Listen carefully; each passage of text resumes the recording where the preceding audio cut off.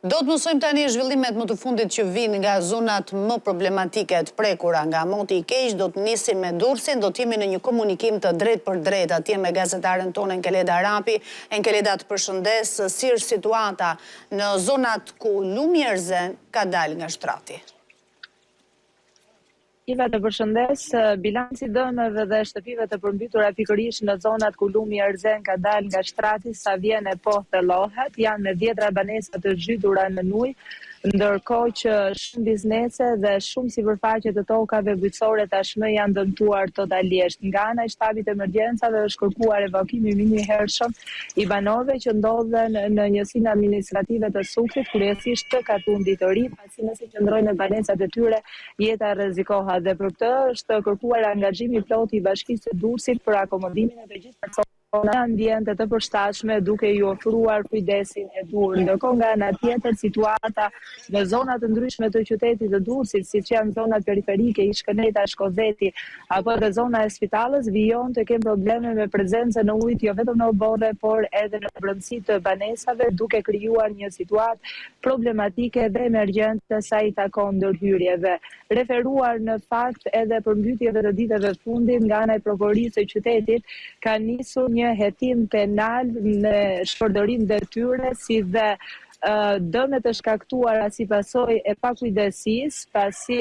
janë me 10 shtëpi, 100 shtëpi të cilët janë dëmtuar dhe sipas prokurorisë ka prova të mjaftueshme për të nisur dhe një procedim të tillë penal për nxjerrje përpara përgjegjësisë të gjithë personat të cilët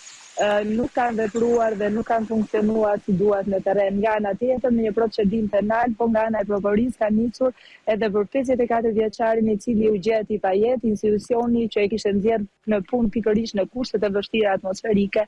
duhet të mbajë përgjegjësi. Por në fund të hetimit do të përhohet në të gjithë materiale që prokuroria ka mbledhur deri më tani do të ketë persona të cilët do të dihen përpara përgjegjësisë sa i takon situatës problematike në qytetin e Durrësit, duke nisur nga qyteti dhe përvijuar me tutje në fshatra dhe tija tukulongale.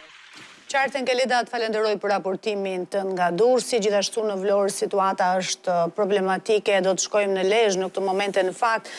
për të mësuar më shumë për situatën atje, do të jemi në lidhje të drejtë për drejtë me gazetarin ton Martin Marku. Martin, cilat janë zonat më problematike? Iva, në fakt më problematike situata gjatë kësaj të njëjtje paraqitet në bashkinë e Kurbinit, ku 2 njësi administrative, ajo e Fushkuqës me 2 zona të ndryshme mbetet problematike. Në Adriatik në fakt janë 10 banesa të cilat janë të rrethuara nga ujë, ndërsa banorët nuk pranojnë të evakuohen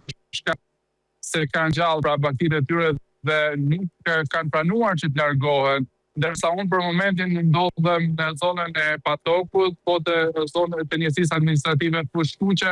ku ujë në fakt nga lumi i madh ka arritur nivelin e lagunës duke kaluar tek bizneses që për mbrëmje se ka në fakt banorët e kësaj zone, pra të zonës së Patokut në njësinë administrative të Fushkuqes janë përballur me një situatë vërtet problematike ku niveli i ujit në biznese dhe në rritjen e 30-40 cm, një situatë që në fakt sipas banorëve të kësaj zone nuk ishte parë asnjëherë të paktën në zonën e lagunës së Patokut në njësinë administrative të Fushkuqes në Kurbin. Gjithsesi situata e vështirë mbetet edhe në territorin e bashkisë së Lezhës, po dhe atë të Mirditës, ku dhe atje ka patur problematika të shumta në rrëshqitje